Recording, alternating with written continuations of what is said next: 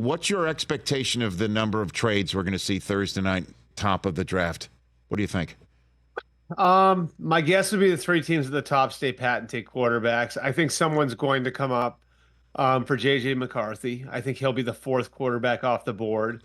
Um, I think you could have teams like Jacksonville and Indianapolis maybe coming up for an offensive skill player, whether that's one of the top three receivers or Brock Bowers. And then I think later in the first round, and this is sort of an interesting twist that I don't think a lot of people are paying attention to, we could see movement for the tackles. I think at least seven, maybe eight tackles go in the first round. And I haven't run my mock yet, but I have sketched it out. And what I have right now is seven tackles going in the first 22 picks. If you look at it, and I think what this is what's really interesting about the dynamic of the draft, a lot of teams have both a receiver need and a tackle need. And so I think for some of those teams, it's going to be looking at it and saying, well, it's going to be hard to get a really good starting tackle in the second or third round, but we can find a really good starting receiver there. So let's go tackle early. I think that's going to lead to a run on tackles. And so I think as you get towards the bottom of the round, you might see some teams moving around to try to get in position to get those tackles before they run out. Okay, so when you say moving up to take J.J. McCarthy, which is the most likely spot in your mind to move up into, and thus the team is willing to trade out? What do you think? So I would start with Arizona at 4. They've had 4 teams interested in that pick. And I know that, Monty Ossenfort has told those teams, I am not trading the pick until I'm on the clock. And so we're going to have to wait until Thursday night. That's significant too, because I don't think the Chargers are going to be in position to move their pick until the teams trading up know what the landscape is. And if the fourth pick isn't getting moved, or we won't know if it's getting moved until the Cardinals are on the clock, well, then the Chargers won't be in position to move their pick either until they're on the clock. And whether or not they're able to move that pick, I think could be determined by whether or not Arizona moves. And here's what's really fascinating about it, and I think you'll find this interesting, Rich. Yes, sir. Asking around about why Jim Harbaugh is so over the top on JJ McCarthy. Come on. But you know what I'm saying. But you know what I'm saying. No, it's like to make sure he gets... I love the kid. Yeah, right. It's like generational, Patrick Mahomes, all of that different stuff. So, like, one explanation I got from somebody who knows him really well said Jim views his quarterbacks as his sons. He treats them as his sons.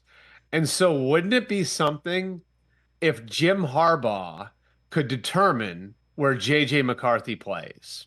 So he can get Marvin Harrison Jr. for himself as well. Is what you're driving at. Well, no. But if he trades the pick, then he can't have Marvin, right? So, I see what you're saying. Imagine being in that position where he's 5th overall. Say the Cardinals take Marvin 4th, right? And now Jim Harbaugh gets to determine where JJ McCarthy plays pro football, right? And if Jim is, again, views this guy as like a son to him, if JJ McCarthy was your son, Rich, and I don't know if you have quite that relationship with him yet, but where would you want him to play? He doesn't know, does he? Well, I thought you were saying that he would even, while the Chargers are on the clock, call JJ and say, we got 2 offers. Where do you want to go? I'll send you wherever you want to go because I'm such a good, I mean, Minnesota, right? Well, but listen, thinking about it, right? I love Kevin O'Connell. I when I talk with him, I could absolutely see why any quarterback would want to play for him. Yep. The Raiders aren't a bad spot either, brother, or New York City. Where guys have good careers and wind up selling sandwiches for forever. You know what I mean? Like where you hit it.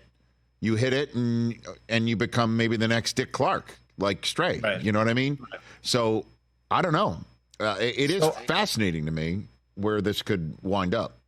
Yeah, I think so Arizona, I don't think it's going to be easy to get to the 4th pick. I don't think Arizona is going to give it away. And I think that there's a really appealing option for them in sitting there and taking Marvin Harrison. Monty Ossenfort, their second-year GM, really got kind of a wheelhouse guy for him last year, and a guy that checks the character box, that checks the prototype box in Paris Johnson. And I think Marvin checks the same boxes for him, So you can sit there at 4 and take Marvin and now you've got your quarterback, you've got your left tackle, you've got your receiver of the future for that regime, or you trade down and you pick up a bunch of capital. And then I think the Chargers are sitting there at 5, and that position's fascinating for me too, because you mentioned Marvin for Jim Harbaugh, right? Like, let's say Arizona moves the pick, and like the Vikings come up and wind up with JJ McCarthy at 4. Well, now the Chargers have basically their pick of anyone in the draft they want, non-quarterback, and they have Justin Herbert, of course.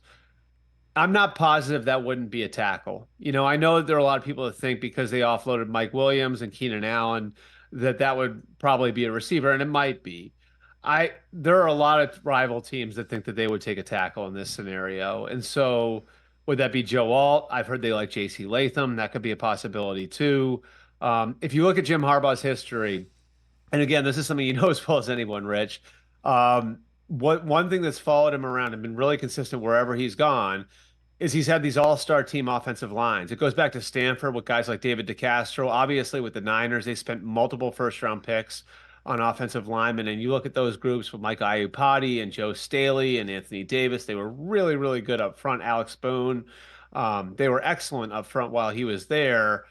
And then, you look at obviously at Michigan the last few years, I think, they could have 6 or 7 draft picks up front, on the team they had last year. So, certainly I think the Chargers could take a receiver at 5, but they could take an offensive lineman as well. And if the Cardinals don't move, then the Chargers have the option to move too. Catch the Rich Eisen Show every single day on the Roku channel, 12 to 3 Eastern, for free.